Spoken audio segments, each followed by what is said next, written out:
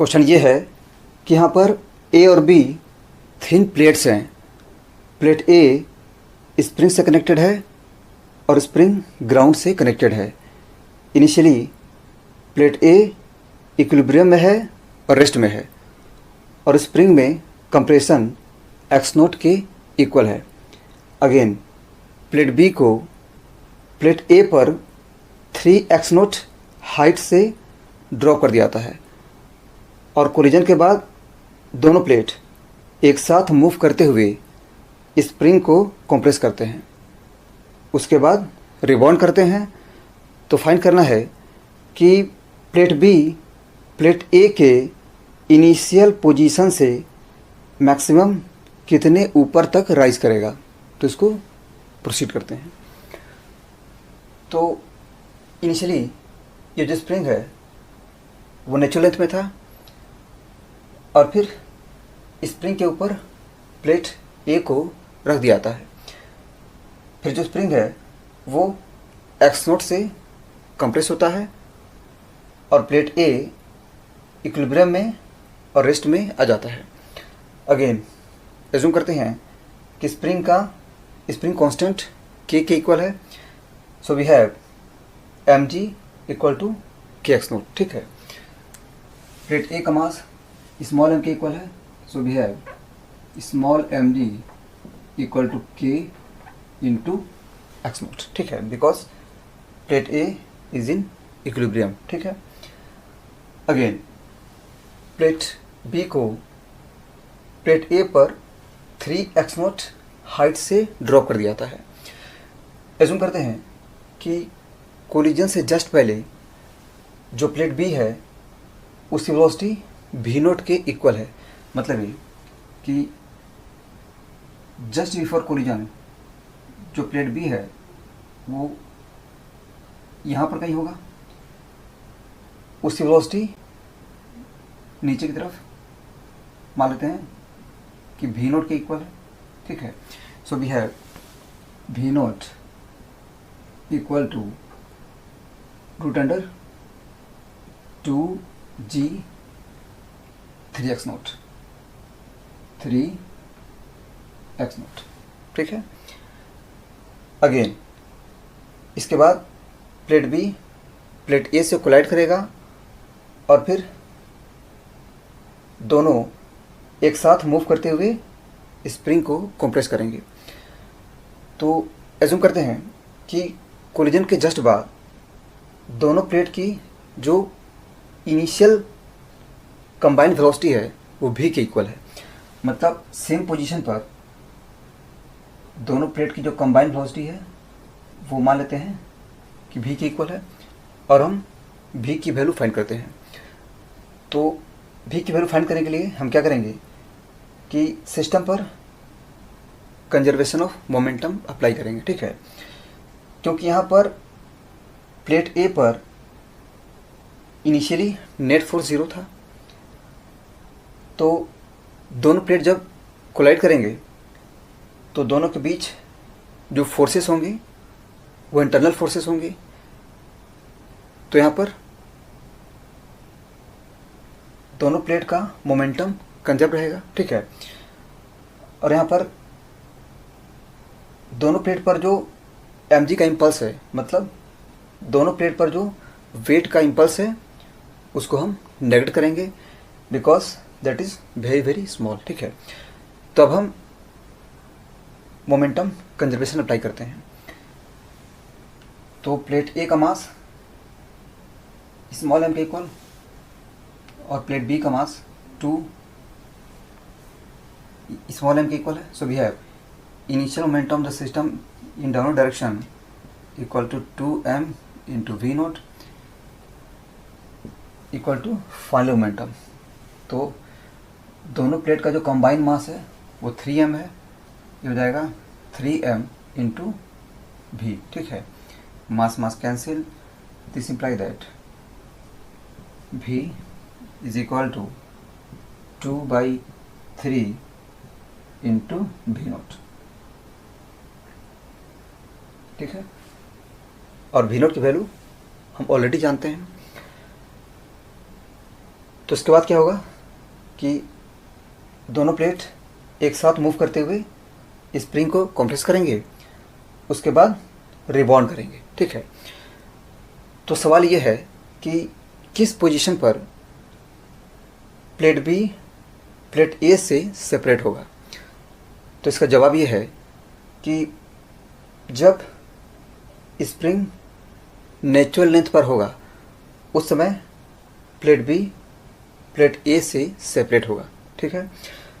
तो पहले हम इस कॉन्सेप्ट को यूज़ करके इस क्वेश्चन को सॉल्व करते हैं, उसके बाद ये डिस्कस करेंगे कि ऐसा क्यों होगा कि प्लेट बी जब प्लेट ए से सेपरेट होगा तो उस इंस्टेंट पर स्प्रिंग अपनी नेचुरल लेंथ में होगा, ठीक है। तो ये स्प्रिंग का नेचुरल लेंथ है,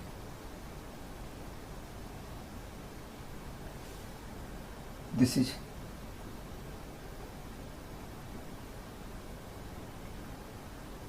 the plate A, this is the plate B. तो इस समय स्प्रिंग नेचुरल लेंथ में है और इसी पोजीशन पर प्लेट बी प्लेट ए से सेपरेट होगा। एज्यूम करते हैं कि इस इंस्टेंट पर दोनों प्लेट की कंबाइंड वेलोसिटी v डैश के इक्वल है, ठीक है। तो इस इंस्टेंट पर दोनों प्लेट की जो कंबाइंड वेलोसिटी है वो अपर डायरेक्शन में होगी, मान लेते हैं कि वो v डैश के इक्वल है, ठीक है। अगेन मान लेते हैं कि प्लेट बी इस पोजीशन से मैक्सिमम h हाइट तक राइज करता है, ठीक है। So he must have v dash equal to root under 2gh, ठीक है।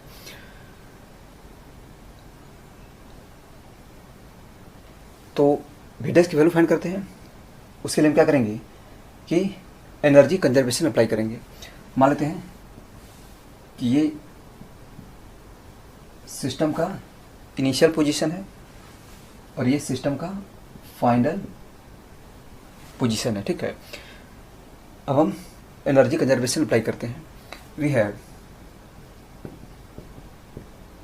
PE initial plus KE initial equal to PE final plus KE final, ठीक है। और यहाँ पर जो पोटेंशियल एनर्जी है उसमें स्प्रिंग पोटेंशियल और ग्रेविटेशनल पोटेंशियल दोनों इंक्लूडेड है, ठीक है। अगेन इस लेवल को मान लेते हैं कि ये zero gravitational potential energy level है, ठीक है। This is zero gravitational potential energy level, ठीक है। तो सिस्टम की जो इनिशियल ग्रेविटेशनल पोटेंशियल एनर्जी है वो ज़ीरो हो जाएगी और स्प्रिंग की पोटेंशियल एनर्जी हो जाएगी हाफ के इंटू एक्स नॉट स्क्वायर, ठीक है। क्योंकि इस पोजीशन पर स्प्रिंग में कॉम्प्रेशन एक्स नॉट के इक्वल है, ठीक है। प्लस इनिशियल काइनेटिक एनर्जी ये हो जाएगा हाफ इंटू मास, तो टोटल मास 3m के इक्वल है, half 3m into v square, ठीक है। तो ये सिस्टम की इनिशियल टोटल एनर्जी हो गई। अगेन फाइनल पोजीशन पर सिस्टम की जो पोटेंशियल एनर्जी है तो ग्रेविटेशनल पोटेंशियल हो जाएगा mg into this distance which is equal to x naught, ठीक है। So the gravitational potential energy will be 3mg x naught plus spring potential zero हो जाएगा क्योंकि इस इंस्टेंट पर स्प्रिंग नेचुरल लेंथ में है, ठीक है। Zero plus final kinetic energy which is half 3m into v dash square, ठीक है। अगेन क्या करते हैं कि के एक्स नोट की वैल्यू यहाँ से पुट करते हैं, ठीक है। So this imply that k x naught square will be, ये हो जाएगा small m g into x naught, ठीक है। सो दिस इम्प्लाई दैट ये हो जाएगा small m g x naught by 2 plus this is 3/2 m into v square. तो वी स्क्वायर की वैल्यू यहाँ से पुट करते हैं, ये हो जाएगा 4/9 इंटू वी नोट स्क्वायर, और वी नोट स्क्वायर की वैल्यू हो जाएगी 6g इंटू एक्स नोट, ठीक है, equal to this is 3 small m g x naught plus this is 3/2 small m into v dash square, और वी डैश स्क्वायर की value हो जाएगी 2g इंटू एच, ठीक है। तो 2 cancel, again this is 18, this is also 18, ये दोनों cancel, और क्या करते हैं कि स्मॉल एम जी को कैंसिल करते हैं, small m g cancel, small m g cancel, small m g cancel, ठीक है। This imply that x naught by 2 plus ये हो जाएगा 4x naught minus 3x naught, that is x naught equal to 3h, ठीक है। So this imply that h is equal to this is x naught by 2, ठीक है। तो ये h की वैल्यू हो गई, लेकिन जो h है वो स्प्रिंग के नेचुरल लेंथ से है, लेकिन हमें प्लेट ए का जो इनिशियल पोजीशन है वहाँ से मैक्सिमम हाइट मेजर करना है। तो मैक्सिमम हाइट हो जाएगा एक्स नोट प्लस एच, ठीक है।